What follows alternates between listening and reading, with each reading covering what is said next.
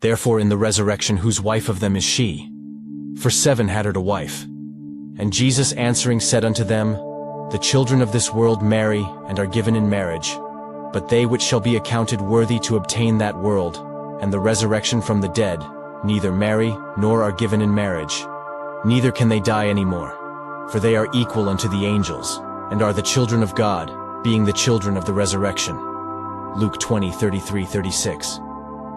Mormons reject Jesus, who said there is no marriage in heaven. It was the Lord who mentioned that people who rise to life in the resurrection are unmarried. This is why the woman, whom Jesus was speaking of, was not going to be with any of her husbands she wed to in this life.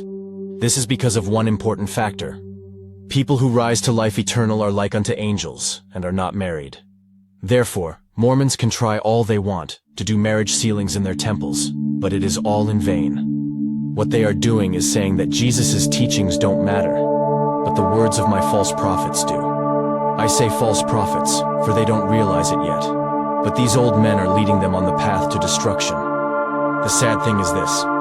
The majority of them don't realize that what they are doing is wrong. It is for this reason we are here to inform them. God is the one in charge, and people should not try to trump him. I say this since Mormons have already attempted to overwrite him by doing marriage sealings. This is disregarding God. Now if Christ be preached that he rose from the dead, how say some among you that there is no resurrection of the dead?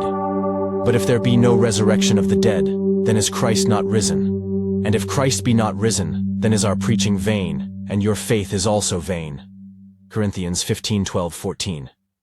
Else what shall they do which are baptized for the dead, if the dead rise not at all? Why are they then baptized for the dead? 1 Corinthians 15:29. Mormons reject Paul the Apostle. He spoke out against baptisms for the dead, and they cannot see this. Clearly Paul was talking about the Sadducees, who did not believe in the resurrection, and he was correcting them. We learn this here. Then came to him certain of the Sadducees, which deny that there is any resurrection.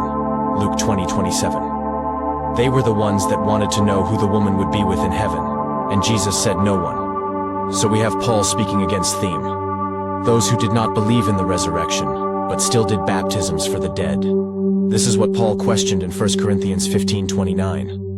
And if Paul questioned what people were doing in his time, then we should do the same with the Mormon people in our time. Surely Mormons think they are in the right trying to save dead people, but they are so wrong. The moment they enter through the LDS temple doors, they are removing God's judgments and making themselves out to be God. They reject Jesus at the same time. Amen.